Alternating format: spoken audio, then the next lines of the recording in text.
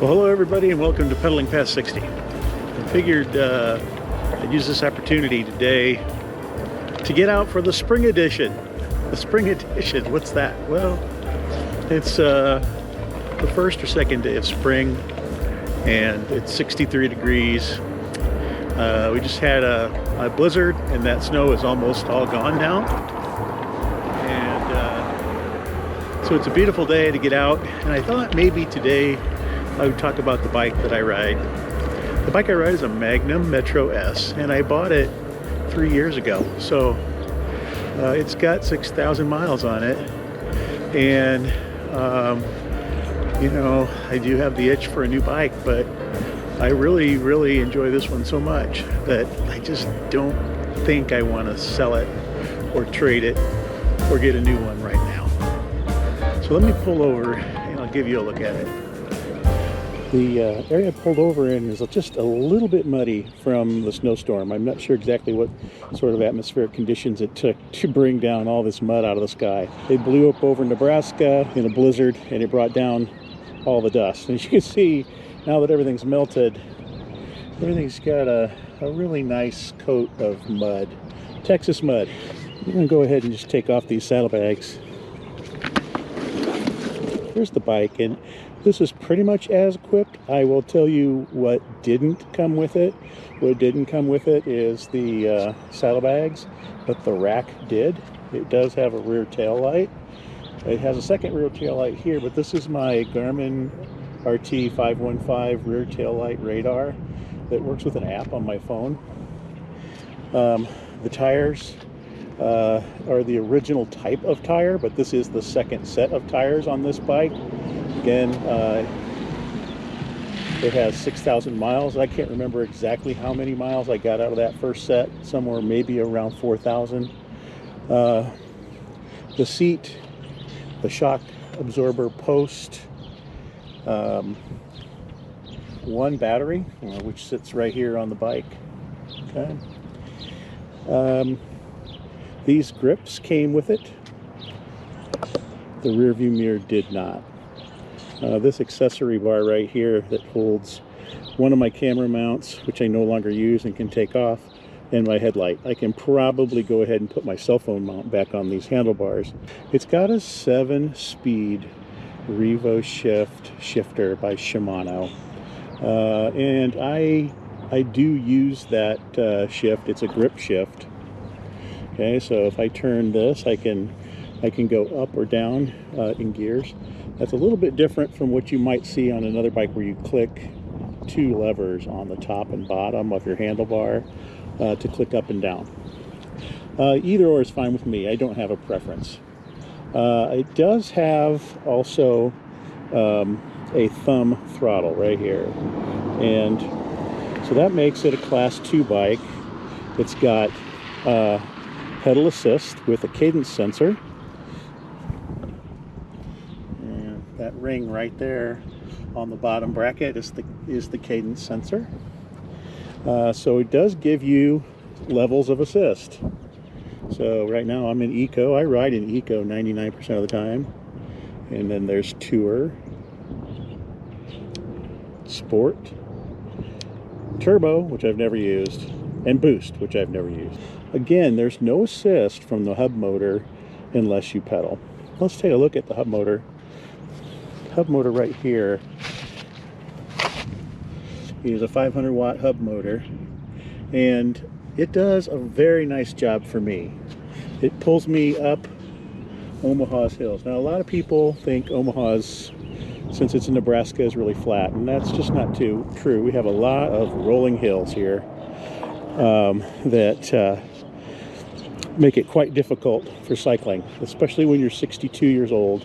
Pedal assist is a wonderful tool, especially if you have mobility issues, as I do with my leg. The bike comes with mechanical cable pull brakes.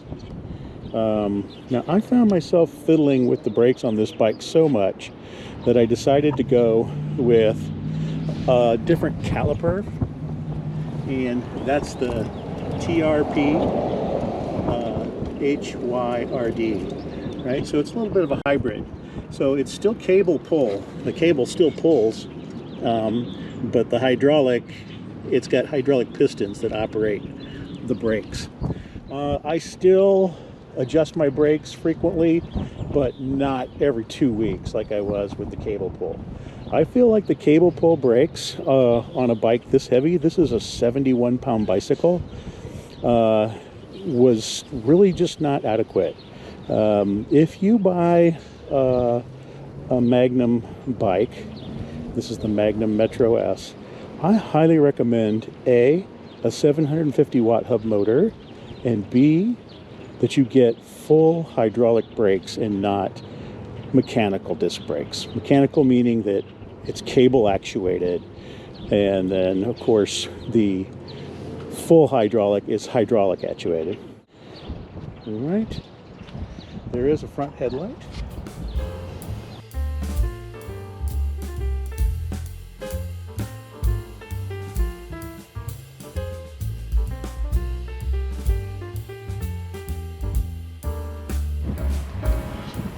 So I suppose I should talk a little bit about the nuts and bolts. The bike itself has been wonderful for me. I really enjoy riding it. It fits me great. It's comfortable. It is heavy. I do find its weight a little daunting to push the bike upstairs. At work, I have a flight of stairs. I have to take it up to get the bike inside, because when I do ride to work, I like to park inside to keep it, out of the heat and out of the snow and the ice. I use the walk feature. Okay, so the walk feature is on the display control, which was the button that allowed me to shift up and down in modes on the display earlier. That button, if you depress the bottom button and hold it, will walk the bike at a really low speed. It helps me walk it up my driveway, which is a significant grade, and it helps me walk it up the stairs to work. So that's a great feature. I have over 3 years replaced 2 tires. I've replaced the brake pads several times. I've replaced the chain. I want to say 3 rear spokes pop. And that was an easy fix.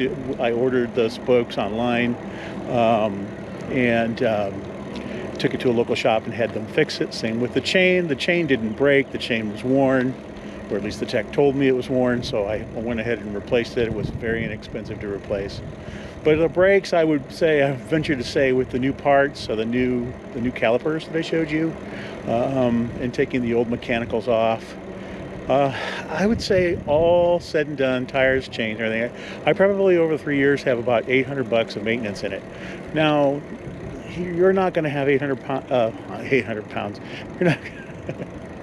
You're not going to have $800 in maintenance unless you ride every day in harsh elements like I do. So while 6,000 miles is not a lot for 3 years, I don't think. I don't imagine most people put 6,000 miles on their bike, especially if they're just kind of joyriding on the weekend every once in a while in the summer, right? So your mileage may vary. That's what I'm trying to say. It's gotten a lot of abuse and it's held up so nicely. I feel very fortunate that I've had this kind of luck with this bike, because I did no research when I bought it. Okay, not recommending you do that. I may have done one search to see what Magnum bikes was all about and went right back and bought the bike.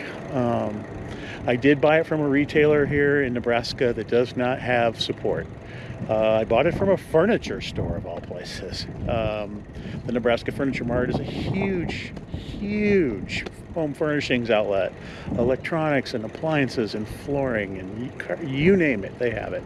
They have e-bikes. So they're still a Magnum dealer 3 years later. That's a good sign. And the fact that Trek has a store here in Omaha, close to my home, close to where I work, that will service this bike has been amazing. Hats off to the fine folks at Trek Midtown Omaha and their manager Chris, and everybody who works there. They're all very, very nice people.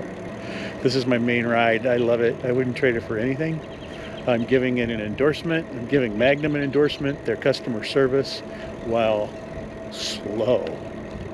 And it's not, you know, it's probably normal speed. It's just that in the day of age of like ordering something online and seeing it laying on your porch the next day, that's not Magnum. You call them, they'll help you out, they'll place the order, and it arrives in, you know, a week or so. I think the longest I've waited maybe was 7 or 8 days. I'm very pleased overall with their customer service. Is there anything else I want to add about the bike? I don't think so. If you have any questions, please let me know. This is just a casual talk about Magnum bikes. I only own one. I've only ever ridden one Magnum bike. The other bikes that I have ridden have been pretty upscale brands or well-known brands. I've never ridden any of the stuff that you can buy online on Amazon for $400, $500, $600, $700, $800. No idea what that's all about. I have no idea why anyone would even buy them. If you needed help or if you needed parts, you'll never be able to get parts for those things. You'll just have a big heavy bike that you can't ride anywhere. So I suspect if you're watching this video, you might be in the market for a bike, and I do recommend Magnum highly. But if Magnum is not what you can afford, or if they're not in your area, or you don't feel comfortable buying a bike site or without test riding it like I did,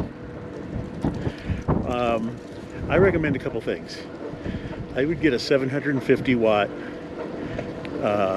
if you're buying a hub motor, 750 watt hub motor.